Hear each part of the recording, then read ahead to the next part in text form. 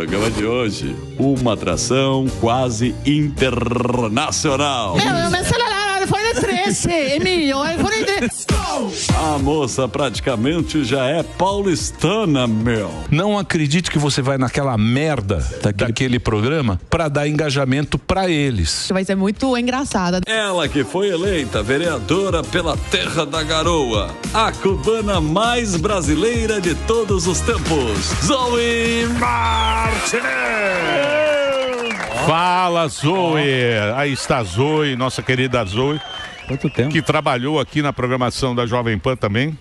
Durante... Quanto tempo você trabalhou aqui? 1 ano e alguns meses. Um ano e alguns meses. Trabalhou, fez o Morning. Sucesso. Foi um sucesso. E agora é vereadora de São Paulo. 60.282 votos. Caramba. 200? Você é míope? Quantos graus você pensou? Uns 4. Você é mil passa. Eu sou míope também.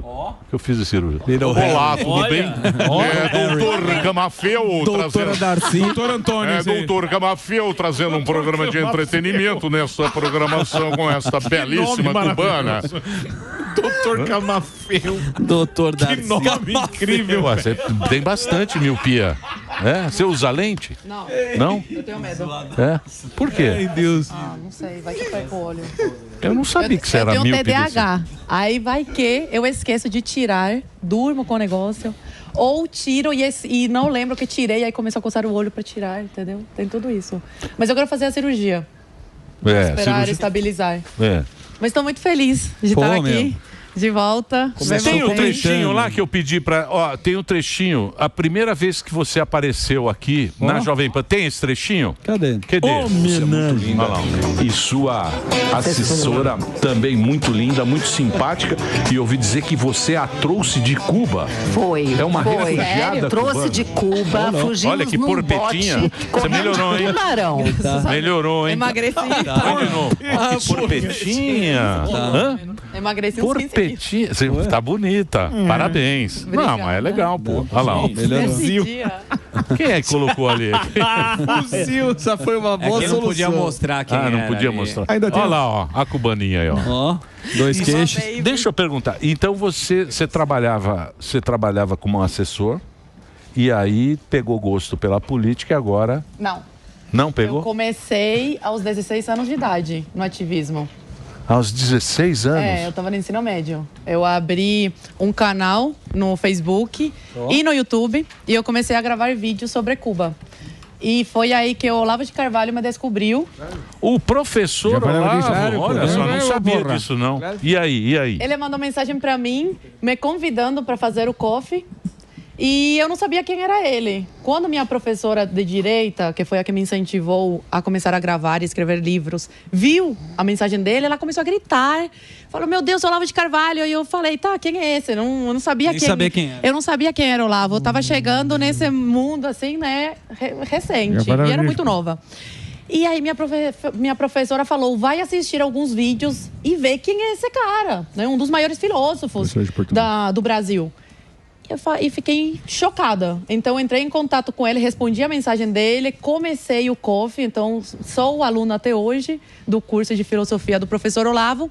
E ele me apresentou o Alan dos Santos. O Alan gostou muito de mim, falou que eu era uma menina... O Gengiva. Sim, o Gengiva. Que eu era muito O Gengiva tá inteligente. nos Estados Unidos. Ele tá meio... Tá de Uber. Ele tá meio... Tá complicado lá. bem lá. E aí, ele me apresentou a Bia Kisses. Ele falou, Bia... Que é deputada. Não, era ativista Beijos. na época.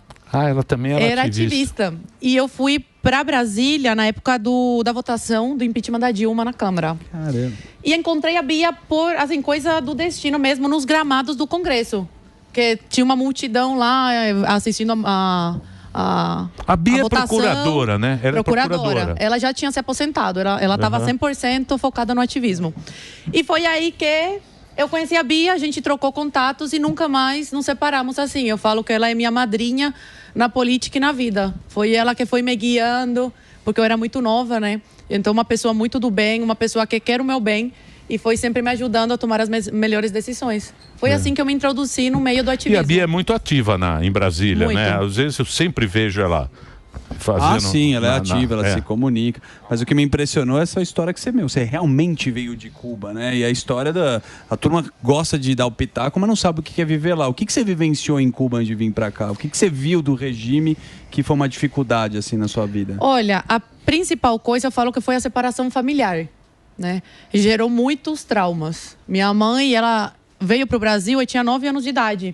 E na época eu não entendia muito bem por que meu pai saiu quando eu tinha 5 anos. Depois a minha mãe, quando você é criança, você acha que teus pais te abandonaram, né? Certo. E eu sofria bullying na escola de algumas crianças que os pais eram esquerdistas, então foram doutrinados dentro da própria casa. Aqui no Brasil? Não, em Cuba. Em Cuba. E eles falavam, teus pais te abandonaram e tal. Isso foi o que mais marcou a minha infância, que eu não entendia. Hoje, eu entendo o porquê dos meus pais fazerem isso, né? Eles sacrificaram a vida deles, tiveram que deixar as filhas em Cuba em busca de um futuro melhor pra gente. Né? Pra levar dinheiro pra vocês? Não, pra trazer a gente pro Brasil. Ah, tá, eles foram primeiro. Meu pai, ele veio primeiro, que ele tem família brasileira. Depois veio minha mãe. Sim, você ficou com a sua avó lá. Com os meus avós maternos. Nossa. Só que quando meu pai saiu de Cuba, a minha mãe estava grávida da minha irmã do meio. Então imagina que duro para um pai ter que tomar essa decisão, né? Porque foi do momento. Abandonar a família, o país, tudo, abandonar a família e o país. E era o Fidel ainda, né? O papai Fidel. Era o Fidel, aquela... Eu já sentei no colo do Fidel. Uma delícia. Fumou um charuto. Sério mesmo? É. Fumou papai Fidel. Corriba. Sério? Você conheceu o Fidel pessoalmente? Lógico. Fumou um Família Castro. Como é conhecer um Satanás frente a frente, assim? Ia mergulhar. Ia mergulhar lá em Varadeiro. Ah, você foi como turista, vida boa. Varadeiro é lindo. Como é que é essa diferença? Porque até hoje existe essa discussão. E aí tem youtubers que vão viajar pra Cuba, falam, não é tão ruim assim. Qual que é a diferença ali da cidade, dos moradores, do turismo? Como que funciona? Tem hospitais que são para turistas e tem hospitais que são para os cubanos. Então, por aí você já vê. Caramba. Pessoas de fora são melhor tratadas do que as pessoas do próprio país. Então, tem hotéis que, na minha época, por exemplo, era proibido o cubano frequentar. Eu não conheci Varadeiro. Caramba. Na época, era proibido cubano frequentar praias que eram para turistas. Tem certos lugares que só turista pode frequentar até hoje. Então, por aí você já vê, né? Então, assim, a educação, péssima também. Só que eles tentam mostrar outra Cuba para os turistas. Sim. Então, quando você vai, eles já indicam, os guias indicam para que regiões de Cuba o turista é melhor ir, porque vai ser mais legal e tal, para o turista não ter acesso à verdadeira Cuba, né? A Cuba sem maquiagem. É. Então, tem só alguns lugares de você ver cubano do próprio país que não tem acesso, por exemplo, camarão. Imagina, você vive numa ilha. O que não falta é frutos do mar, perfeito, certo? Cubano não tem acesso. Eu comi camarão em Cuba uma vez na minha vida, quando eu era criança. Salmão. Eu conheci o salmão aqui no Brasil. E por quê? Porque esses alimentos, melhores alimentos... só para turista. Só para turista e para a família amigos, Castro. Os amigos do rei. E os amigos o dinheiro do rei. também, tem o dinheiro para turista e o dinheiro para... E o dinheiro para turista é dólar, lógico. Um guia ganha mais do que... Papai Fidel não é bobo, não. Não, e outra coisa... E você sabe que Cuba... Por que Cuba? Cuba estava na mão, os cassinos, teve cassino em Cuba, estava na mão da máfia. Da máfia americana. E aí teve a Revolução Cubana, em 59, teve lá Papai Fidel, foi para lá, tomou conta. Aí a máfia quis fazer negócio com o Papai Fidel. Isso. A máfia era a máfia e o Papai Fidel. Aí chegou e falou, vamos fazer o seguinte, a gente racha. Metsa. Meio a meio, a gente toca, dá metade para você, papai. Beleza. E a gente fica com metade. E eu acho justo fazer isso. Não, eu quero tudo para tudo. 90% papai e 10% para Aí eles se mandaram. Nem a máfia fez negócio. A máfia ficou. Vai brincando. Mas uma coisa que facilitou a tomada do poder, isso meu pai que me contou, né? Que meu pai é um estudioso assim da história de Cuba. Foi que na época do Fulgêncio Batista, o governo americano pediu a cabeça desses mafiosos. E ele se negou. Então, os Estados Unidos lavou as suas mãos em relação a Cuba. Sim, então, o Fulgêncio era o anterior. Sem o apoio dos Estados Unidos, Fidel Castro conseguiu tomar o poder. Lavaram as suas mãos.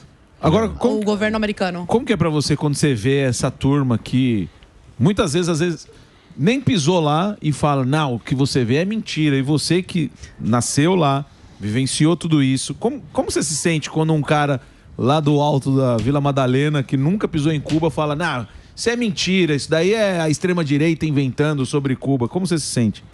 Morgado, isso me irrita muito. Hoje eu aprendi a lidar melhor com essa situação, porque desde os 16 anos eu sou obrigada a ler esse tipo de comentários, mas até hoje me pega muito. E não apenas os cubanos que eu conheço, quando escutam essas falas desses esquerdistas, não apenas aqui como nos Estados Unidos, que tem, infelizmente, né, o progressismo, entre os jovens principalmente aumentou muito, o cubano, ele toca profundamente ele, porque é uma coisa pessoal. Sim. Então imagina pra mim, que fiquei anos sem ver os meus pais, fui criada pelos meus avós, ouvir isso. Muita gente fala, você é radical.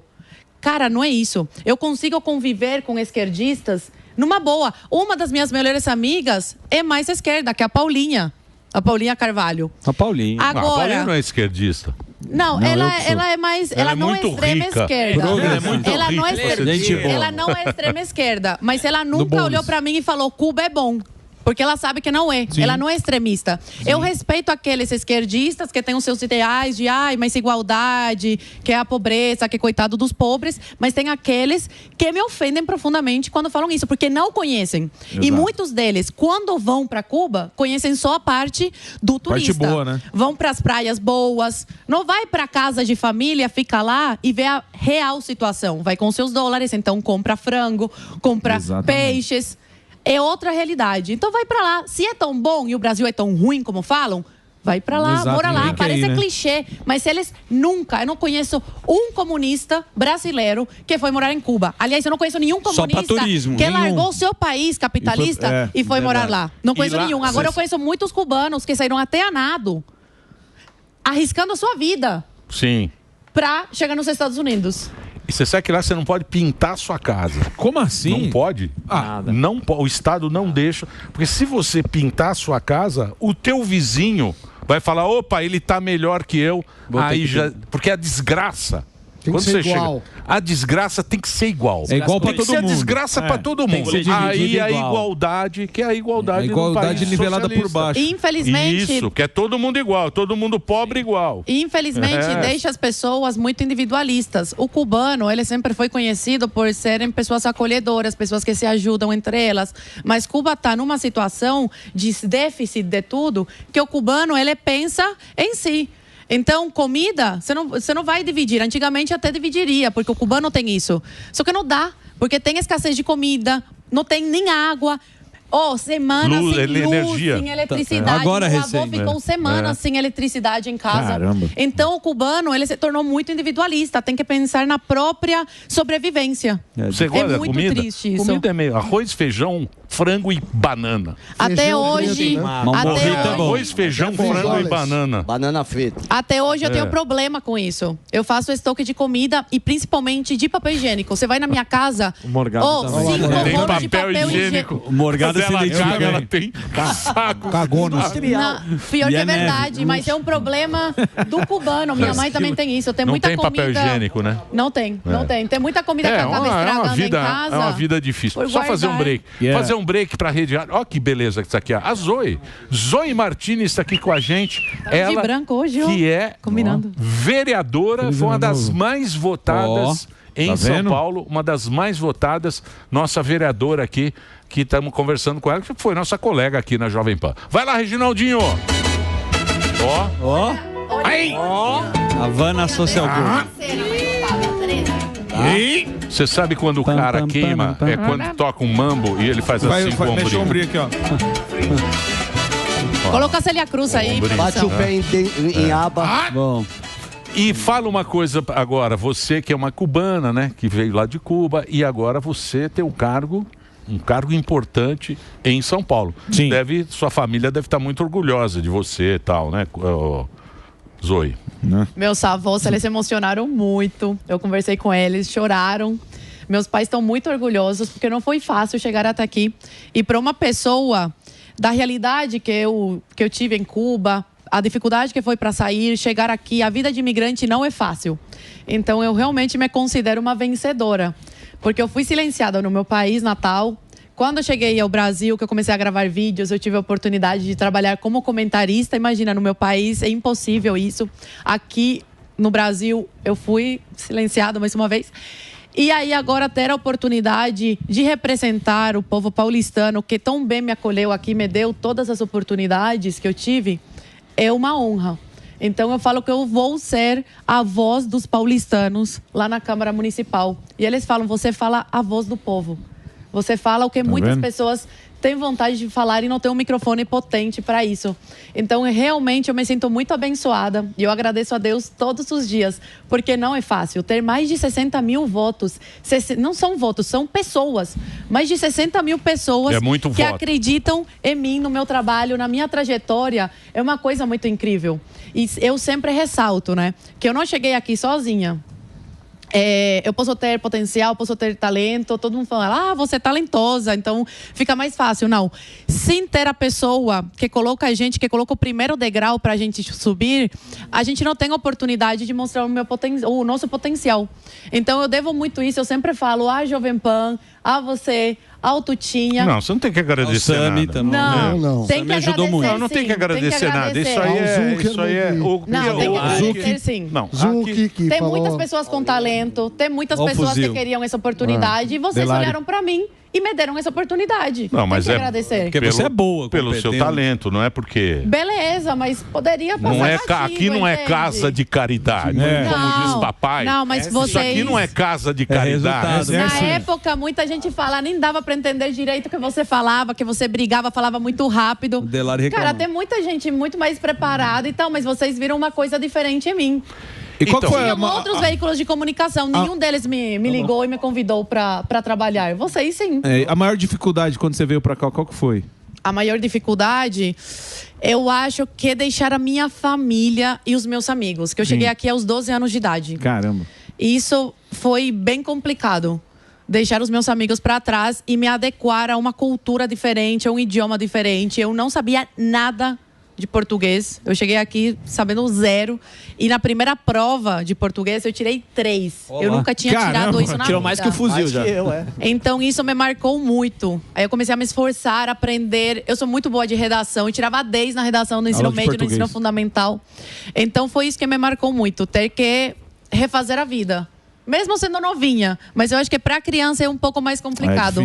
Porque é difícil entender todas as mudanças. Bonitinha. Olha lá, Zoe. A Zoizinha aí, ó. É uma criança judiada. É uma criança cubana. Não é não. Ai, vocês pegaram uma foto minha feliz. Essa testa do Guarani. Minha testa é a minha. Deixa eu perguntar um negócio para vocês. Não, eu ia perguntar, como vereadora, se você já pensou qual vai ser seu primeiro projeto ou o projeto mais importante que você pretende executar. Em relação à educação básica, que eu acho de extrema importância, falo educação básica porque é a área do vereador, então da creche até o 9º ano, quem cuida dessa parte é o vereador. Eu quero implementar o hino nacional novamente nas escolas, uma vez por semana, se for muito difícil para ser aprovado esse PL, uma vez ao mês, pelo menos, que eu acredito que é de extrema importância recuperar o patriotismo. As crianças aprenderam o hino nacional, porque hoje muitas crianças não sabem o hino nacional. A Ludmilla, por exemplo na abertura da GP, da Fórmula 1, ela errou o hino nacional. Eu, como estrangeiro, sei o hino nacional por quê? Quando eu cheguei no Brasil, eu morei 3 anos em Joinville. E eu estudei a minha vida inteira aqui no Brasil em escola pública. E lá em Joinville, a gente cantava o hino nacional toda semana. Então, um imigrante que sabe o hino nacional de trás para frente, de frente para trás, e os próprios brasileiros, muitos, não sabem. Então, eu acho de extrema importância recuperar o patriotismo nas crianças, né? Na educação básica. Também eu quero fazer um PL sobre empreendedorismo, incentivando o empreendedorismo em sala de aula. E educação financeira. Isso foi de extrema importância para mim. Eu não tive, como eu falei, eu estudei em escola pública em Campinas, fiz o ensino médio lá. E o que me possibilitou a oportunidade de vir para São Paulo fazer faculdade foi empreender no ensino médio. Eu não tive essa matéria e senti muita falta. Eu comecei empreendendo, vendendo trufa. No ensino médio. Tá vendo a cubaninha? Eu fazia 500, 600 reais por mês. E eu comecei a guardar. eu tomei essa iniciativa porque meus pais não tinham condição de me dar dinheiro para comer com os meus amigos, para ir no cinema, e isso começou a me incomodar. Eu tinha 17 anos de idade, eu já queria sair. Sim. Então comecei a fazer o meu próprio dinheiro. E como eu já tinha seguidores na internet, comecei a dar aulas de espanhol por Skype para os meus seguidores. Foi isso que me fez vir para São Paulo, pagar a minha faculdade e pagar a minha hospedagem aqui. Eu acho de extrema importância incentivar os nossos jovens a isso, a sair do CLT e entrar no empreendedorismo, empreender, parar de ser dependente do Estado. É isso mesmo. Que é uma dependência enorme. Eu sou CLT. CLT assumido. Sai do CLT. Assumidíssimo. Meu sonho. Consolidação das leis do trabalho. Sai da CLT. Vale alimentação. Mas você gera muitos empregos. Sim. Eu não. Opa. E essa bancada? Você sustenta esses vagabundos. Essa bancada aqui. Vem, Emílio, vem emitir nota com nós, mano. O problema dele. Vem pagar 13º. Você não emite nota? Se você não tá aqui, não tem pagar DARF. É, não Eu não era emite, CLT não. quando eu Sou cheguei. CLT. O maior emissor de nota. CLT. O que foi, Delari? Aquela conversa paralela. Deixa eu te falar. Pô, Zoe, mas legal isso aí. Mas, evidentemente, você tem outras pretensões, né? Porque o vereador, ele fica mesmo preso mais para entrar na política, porque você pode alçar outros voos, né? Você pode ser uma deputada para fazer leis mesmo. Você acha que... O que você acha dessa nova geração? Porque antigamente, na minha época, era feio falar que é de direita. Eu sou da época do Grêmio Estudantil? Grêmio Estudantil. Internacional. Porque a nossa época, a minha época, por exemplo, você ser de direita era os milico. Sim. Era ligado aos milico. Os milico era ditadura aqui. Então você não podia falar nada, não sei o que. Era ruim. Não era bom, não. Era ruim. Então você que não tinha liberdade, você não podia falar tudo o que você queria e tal. Aí você ia para a esquerda. Então era feio falar que é de direita.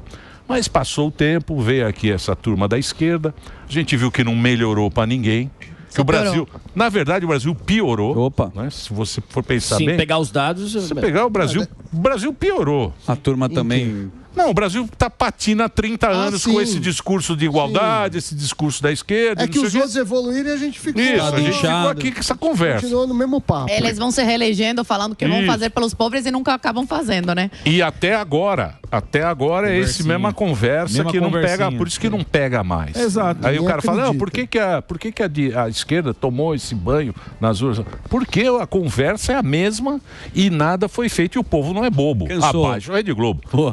Então, eu acho que agora tem uma nova geração aparecendo que tem mais o pensamento da direita, que é aquilo que você falou, que é o empreendedor, é o livre mercado. Sim. Porém, precisa resolver rápido para a população, porque a população não tem mais muita paciência. Então o Brasil tem que ser muito rico para dividir riqueza. Sim. Não adianta dividir conversinha mole, e não entregar. Para frente a gente 6 vai por 1, 6 por 1. Esse negócio de 6 por 1 não vai resolver. Não vai resolver nada. Essa conversinha não vai resolver. Então vocês têm uma responsabilidade muito grande de ser muito rápido para dar resposta para a população. E é difícil. É difícil, não é para já. Tanto é que o PT ele conseguiu os espaços que tem hoje durante mais de 20 anos. Eles vêm trabalhando. Não dá para acreditar que de uma hora para outra a gente vai mudar. Eu acredito que a mudança está sendo até rápida.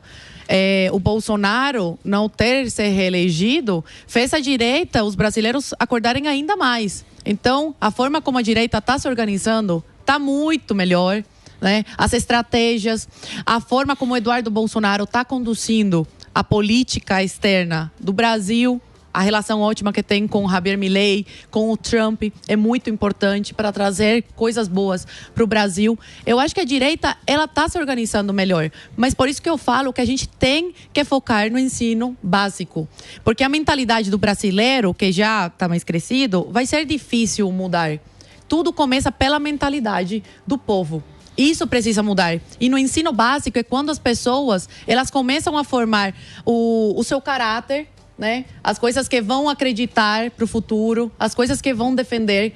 É muito importante focar na educação. Doutrinação, né? Exatamente. A educação é a base de tudo. Não é à toa que a esquerda sempre focou mais nisso. Mas onde está a dificuldade? Porque, por exemplo, você vê inúmeros policiais, sargentos e tal, delegados sendo eleitos, e nada acontece para endurecer as leis e tal. Aí você vê da educação. Por que com o aumento de pessoas que pensam assim, fica ainda cada vez mais difícil colocar esse pensamento em prática? Não é difícil. Eu acho que agora estamos fazendo uma limpa. A limpa tinha começado em Brasília. O Bolsonaro, na última eleição, ele não focou muito nas prefeituras, nos municípios. E ele viu como faz diferença. A base começa aqui. Não é lá em Brasília. Começa na nossa cidade, no nosso estado, depois sobe e vai para Brasília. Agora a direita teve essa mentalidade. Não conseguimos fazer nada sozinhos. E eu sempre lembro da frase do seu Tuta, que ninguém faz sucesso sozinho. Bonito. A gente precisa de outras pessoas para fazer. Eu, política, sozinha na Câmara, não consigo fazer nada. Eu tenho que dialogar, infelizmente, com pessoalistas que foram eleitos, com petistas que foram eleitos. Com muita paciência, a gente consegue avançar. Meu exemplo na política é a Bia Kicis. O canhoteiro te engole. Não. Na lábia? Não, por exemplo, a Bia Kicis. Você já ouviu falar em bico doce? Opa. Canhoteiro do bico doce. Beijinho de mel. Sweet beijinho de mel. Ele vem com o biquinho doce. Beijinho caramelo. Ele vem com o biquinho. O canhoteirinho, ele vem com o biquinho doce assim. Só de canudinho. Nós temos que estabelecer a verdade. Ai, Zoe Cubaninha, querida. Vamos fazer uma coisa aqui. É muito importante a gente estabelecer a verdade. É muito importante. É verdade isso aí. Eles vão na igreja para pedir votos e rezam ali, ó, aquele biquinho doce de joelho. E quando você vê aquela foto, você fala: engraçado. É o bico doce. Cuidado. Você não sabe o que eles têm de biquinho doce, essa turma. Por isso é que você tem que ter convicção dos seus ideais, do que você acredita, para se manter firme naquilo. Mas a minha inspiração na política é a Bia. Ela conseguiu ocupar cargos que nunca foram ocupados por mulheres. E ela conseguiu isso através do diálogo. Então foi a primeira mulher a presidir a CCJ da Câmara, a primeira mulher a presidir a comissão de fiscalização e controle. E ela conseguiu isso através do diálogo. Dá para fazer, sim, a diferença. Ela conseguiu isso lá em Brasília porque a grande maioria é da nossa bancada do PL. Muitos direitistas, o Novo também tem uma bancada muito parceira nossa aí dos bolsonaristas. Você sabe quem eu gosto? E agora aqui, nas cidades, né, muitos vereadores em todo o Brasil foram eleitos. Finalmente, a gente conseguiu ocupar espaços de verdade, não apenas em Brasília. As pessoas só olham para Brasília, isso me irrita. Não, cara. E tem que olhar principalmente para São Paulo. Para mim, São Paulo é a capital do Brasil. Se São Paulo vai mal, o Brasil vai mal. Sim, você sabe quem está fazendo um negócio muito interessante com PPP? O governador aqui. O Tarcisão. O Tarcisão está fazendo. Escolas. O Tarcisão, ele está mexendo num negócio, você vai ver futuramente. Sem dúvida. Agora, em Brasília, quem eu gosto é do Van Hatten. Gosto muito dele. Marcel. Adriana Ventura. Marcel Van Hatten, hoje, esse é o cara. Ele é bom, Marcel. Esse cara é bom, porque esse cara... Não tem medo, coloca a boca no trombone. Não, esse cara, ele é bom, ele é um cara de princípio. Preparado. Ele é um cara preparado, eu acho esse cara muito bom. O Marcel é bom. Em repertório. Muito bom. Uma salva de palmas. Marcel, receba o carinho. Homenagem ao deputado. Ô, Cubaninha, você sabe que eu fiquei muito feliz que você ganhou a eleição. Eu desejo para você muita sorte, que você faça uma boa magistratura e você siga na política, porque a gente conhecendo as pessoas, né? Eu já conheço você há bastante tempo. Mesmo o menino que vem aqui, o nosso... Pavanato também me parece ser um cara legal. Gente boa. O Adriles deu uma... O Adriles se abandonou, o Adriles. Né? Voltou no Adriles. Ô, querido. Abandonei? O Adriles pulou do cavalo? Sei lá. Pulou, né? Tem essa história de pular do cavalo ou não pular do cavalo. Você não pulou do cavalo. Ela continua selada. Não, eu continuei selada. Muitos da direita não pularam do cavalo. Faz o M aí. Cadê o Adriles? Fazer o M. A gente tem a nossa palavra. Boa. Você não pode ir com a modinha do momento, entendeu? Isso passa. Entende? Se você se compromete com a pessoa, com o seu partido, eu sou da linha que vocês têm que seguir. E você acha que o Adriles não fez isso? Mas fez o M, fi. Você tá doido? Assim, Ele fez o M. Fez o M. Não acompanhei. Mas bom não falar muito, que Eu não ele acompanhei aparece o que ele na fez. Eu também não acompanho. Mas daqui a pouco ele aparece. Mas ele também fala foi três vezes eleito. o nome. Também foi eleito. Foi. O Alba votou. Mas foi na rabeira. Bicho, ele apareceu Olha lá. lá, Eu olha. convidei ele, eu chamei o Pavanato, me ligou, falei, Pavanato, tá tendo festa. Ninguém preparou festa, a única Pai que do preparou de comemoração fui eu. pai Aí do o povo McFly. foi pra lá, foi Igualzinho. muito bom. Mas o Adriles apareceu lá, eu falei, Adriles, como é que você sabia o endereço? É o Beetlejuice. Você fala 3 vezes o nome, ele aparece. Muito bem. Bom, Ô, querida. obrigado por você ter vindo, Valeu. Zoe. Tá aberto aqui o programa sempre pra vocês aí, quando quiser aparecer. Tá? Obrigada. E boa sorte pra você. Muito Você obrigada. Você Não vai fala precisar mal de do muita, Pânico. você vai precisar de muita energia pra levar em frente, que política não é um jogo Você sabe fácil. a primeira coisa que eu fiz quando aceitei o convite para ser candidata, que foi através da Michelle Bolsonaro? Aliás, agradeço muito também a família Bolsonaro por todo o apoio que sempre me dão, pela visibilidade. Primeira coisa foi eu voltar para minha religião. Eu sou católica, mas eu não estava mais praticante. E a Bia Kicis falou para mim, Zoe, na política é muito importante você se apegar às suas crenças, à sua fé. Porque as tentações, as pessoas ruins ao teu redor, a energia pesada, carregada, é assim, você torna uma coisa insustentável se você não se apega à sua religião, aos seus princípios. Então eu voltei para minha religião, voltei a ser católica e é a dica que eu dou para todo mundo. Volte para sua religião, volte para sua fé, para sua religiosidade, porque é muito importante. Eu mal entrei e já percebi como é importante você ter Deus e Maria. Cuidar na do espírito, frente. né? Exatamente. É isso aí, precisa cuidar, não é só do Colocar corpo. Deus sempre à frente Eu de falo isso pro projetos. Emílio. Você fala. Sem alma. É o não sem tem alma. alma. Tem gente sem alma aqui. O Instagram dela é Zoe Martínez, Martínez com Z, nossa vereadora aqui no programa Pânico. Obrigado, Zoe. Boa sorte. Obrigada. Obrigada. Ano que vem tamo junto, querido.